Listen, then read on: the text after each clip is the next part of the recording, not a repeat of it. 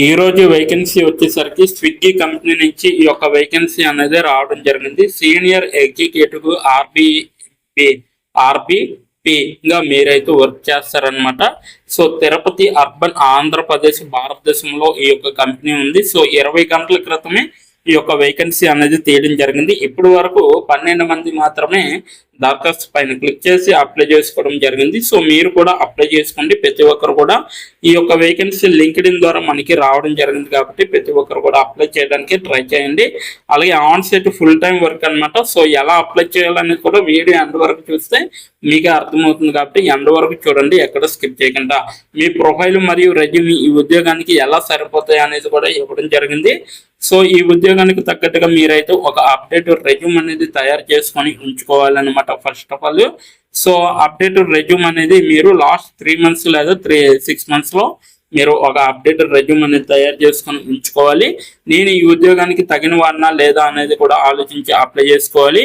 ఈ ఉద్యోగం కోసం నన్ను నేను ఎలా ఉత్తమంగా తీర్చిదిద్దుకోగలను అనేది కూడా ఆలోచించే మీరైతే అప్లై చేసుకోవచ్చు.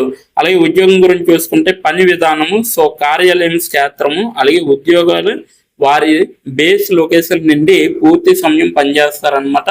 అంటే మీ యొక్క లొకేషన్ నుండి. సో బృందం గురించి అనమాట. బృందం మరియు పాత్ర స్విగ్గీ ఇన్స్టామార్ట్ భారతదేశంలోని కన్వీనియన్స్ కిరాణా విభాగాన్ని నిర్మిస్తుంది. అలాగే మేము 10-15 నిమిషాల్లో మా కస్టమర్లకు 2500 కంటే ఎక్కువ వస్తువులను అందిస్తున్నాము అనేసి చెప్పడం జరుగుతుంది. కిరాణా డెలివరీని తక్షణం మరియు ఆహ్లాదకరంగా మార్చడం ద్వారా అసమానమైన సౌలభ్యాన్ని కల్పించే మా వినియోగదారుల వాగ్దానాన్ని పెంచడానికి మేము ప్రయత్నిస్తున్నాము అనేసి చెప్పడం జరుగుతుంది. ఇన్స్టామార్ట్ భారతదేశంలో అంతటా కూడా 25+ నగరాల్లో పనిచేస్తుంది మరియు త్వరలో మరికొన్నింటికి విస్తరించాలని యోచిస్తుంది. ఇప్పటి వరకు కస్టమర్ల నుండి అపారమైన ప్రేమను చూసాము మరియు భారతదేశం ఎలా షాపింగ్ చేస్తుందో పునరుద్ధరించడానికి మేము ఉత్సాహంగా ఉన్నాము.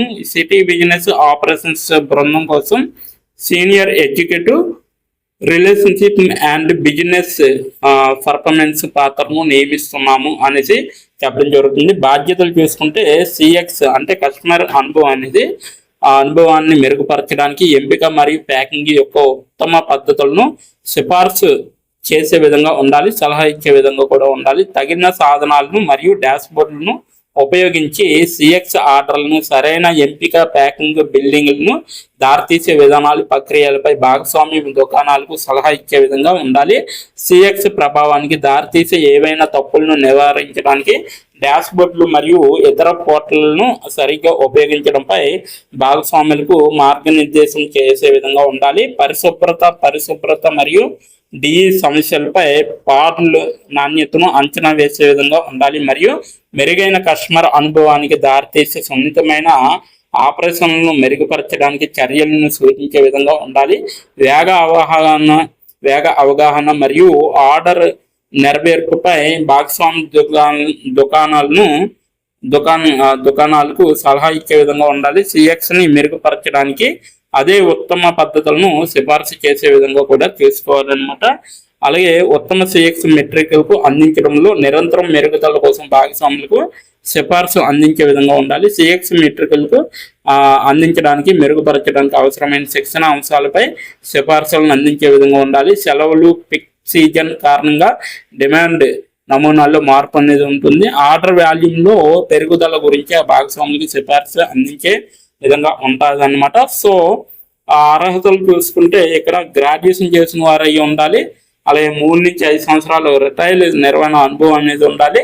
రిటైల్ స్టోర్లో 15+ మంది ఉద్యోగుల నాయకత్వం వహించి ఉండాలన్నమాట. అలాగే సమస్య పరిష్కారం, డేటా ఆధారిత నిర్ణయం తీసుకోవడంపై అవగాహన ఉండాలి. అలాగే డైనమిక పరిస్థితులకు అనుకూలత మీరు మెప్పించాలి. అలాగే రిటైల్ మరియు FMCG క్విక్ కామర్స్ పరిశ్రమలో అనుభవం అనేది ఉండాలి. సో ఇది నోటిఫికేషన్ యొక్క పూర్తి వివరాలు.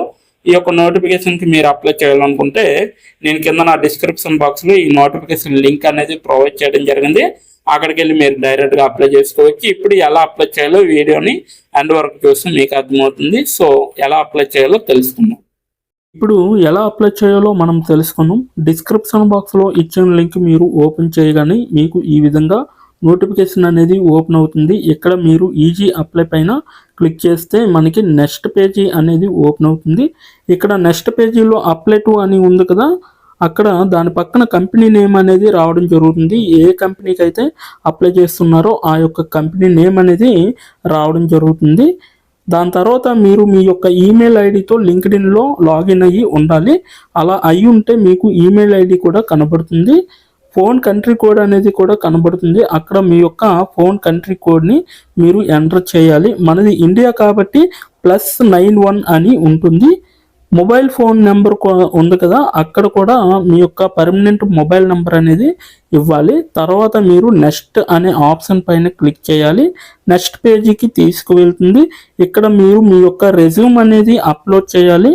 డాక్యుమెంట్లో కానీ పీడిఎఫ్లో కానీ రెజ్యూమ్ని అప్లోడ్ చేయాలి. మినిమం రెజ్యూమ్ అనేది 2 MBలో ఉండాలి. అప్లోడ్ చేశాక నెక్స్ట్ అనే ఆప్షన్ పైన క్లిక్ చేయాలి. మనల్ని జాబ్కి కావలసిన కొన్ని క్వశ్చన్స్ అడగడం జరుగుతుంది. అవి ఏమిటంటే, ఇప్పుడు చూడండి, మీరు how many years of work experience అని అడుగుతుంది. ఎక్స్పీరియన్స్ లేకపోతే నో ఎక్స్పీరియన్స్ అనేది మీరు మెన్షన్ చేయాలి. ఎస్ ఆర్ నో అనేది. అది కూడా ఎటువంటి ఎక్స్పీరియన్స్ అవసరం లేదు అని అప్లికేషన్లో మెన్షన్ చేస్తే అప్పుడు మీరు నో ఎక్స్పీరియన్స్ అని టైప్ చేయాలి. ఎక్స్పీరియన్స్ ఉన్నవాళ్ళు కంపెనీ నేము, ఏ కేటగిరీలో వర్క్ చేశారు, కేటగిరీ నేమ్ అనేది ఇవ్వాలి. కంపెనీలో ఎప్పుడైతే జాయిన్ అయ్యారో స్టార్ట్ డేట్ అనేది ఇవ్వాలి. మీరు ఎప్పుడు మానివేశారో అంటే ఆ కంపెనీ నుంచి మీరు ఎప్పుడు లీవ్ అయ్యారో ఎండ్ డేట్ కూడా మీరు ఇవ్వాలి. CTC total package of year అంటే మీకు పర్ ఇయర్కి ఎంత ప్యాకేజ్ వచ్చిందనేది కూడా మీరు మెన్షన్ చేయాలి. ఎక్స్పీరియన్స్ లేని వాళ్ళు కంపెనీ నేము, starting date, end date, CTC ఇవేమీ ఇవ్వక్కర్లేదన్నమాట. నెక్స్ట్ వన్ చూసుకుంటే, what is your level of proficiency in English అంటే మీకు ఇంగ్లీష్లో ఎంత ప్రావీణ్యం ఉందో వీళ్ళైతే అడగడం జరుగుతుంది. ఎక్సలెంట్ అయితే ఎక్సలెంట్, గుడ్ అయితే గుడ్, యావరేజ్ అయితే యావరేజ్, బిలో యావరేజ్ అయితే బిలో యావరేజ్, ఇలా ఇచ్చిన పాయింట్స్లో ఏ ఒక ఆప్షన్ని మీరు సెలెక్ట్ చేసుకొని మీరైతే అక్కడ మెన్షన్ చేయాలి. నెక్స్ట్ పాయింట్ చూసుకుంటే, హౌ మచ్ శాలరీ ఎక్స్పెక్టేషన్స్, ఈ కంపెనీ నుంచి మీకు ఎంత శాలరీ కావాలనేది అడగడం జరుగుతుంది. అది కూడా మీరు మెన్షన్ చేయొచ్చు. నెక్స్ట్ పాయింట్ చూసుకుంటే, how did you see this job అంటే మీరు ఈ జాబ్ని ఎక్కడి నుంచి చూసారో అని అడగడం జరిగింది. సో మీరు యూట్యూబ్ అయితే యూట్యూబ్, ఫేస్బుక్ అయితే ఫేస్బుక్, ఇన్స్టాగ్రామ్ అయితే ఇన్స్టాగ్రామ్, లింక్డ్ఇన్ అయితే లింక్డ్ఇన్, నౌకరీ అయితే నౌకరీ. సో ఈ 4 అంటే ఈ 5 రకాలలో మీరు ఎక్కడి నుంచి అయితే ఈ యొక్క జాబ్ పోస్టింగ్ని చూసారో సో అది మీరు మెన్షన్ చేయాలి. నెక్స్ట్ వన్ వచ్చేసరికి మీకు బ్రీఫ్ యువర్ సెల్ఫ్ ఇంట్రడక్షన్ అని ఉంటుంది. అక్కడ మీరు ఒక 5 or 10 లైన్స్ మీకోసం మీరు రాస్తే సరిపోతుందన్నమాట. ఫైనల్గా మీరు సబ్మిట్ యువర్ అప్లికేషన్ ఆప్షన్ పైన క్లిక్ చేస్తే మీ అప్లికేషన్ అనేది కంపెనీ వాళ్ళకి చేరుతుంది. మీ రెజ్యూమ్ని చూసి అలాగే మీ స్కిల్స్ని చూసి మీ డీటెయిల్స్ అన్నీ చూసి డైరెక్ట్గా మిమ్మల్ని కాంటాక్ట్ అవ్వడం అనేది జరుగుతుంది. లేదా మీరు ఇచ్చిన ఈమెయిల్కి ఇంటర్వ్యూ మెయిల్ పంపడం జరుగుతుందన్నమాట. అలాగే మీరు ఎప్పటికప్పుడు మీ యొక్క ఈమెయిల్ని చెక్ చేసుకోవాలి. సో ఇదన్నమాట మొత్తం అప్లై చేయవలసిన ప్రాసెస్. నోటిఫికేషన్ పూర్తి డీటెయిల్స్ చూస్తారు కదా, ఇంకెందుకు ఆలస్యం, వెంటనే అప్లై చేసుకోండి. ప్రతి ఒక్కరు కూడా ఈ నోటిఫికేషన్కి అప్లై చేసుకుంటారని కోరుకుంటున్నాను. ఇప్పటి వరకు ఈ వీడియోని చూసిన ప్రతి ఒక్కరికి చాలా థ్యాంక్స్ ఫర్ వాచింగ్.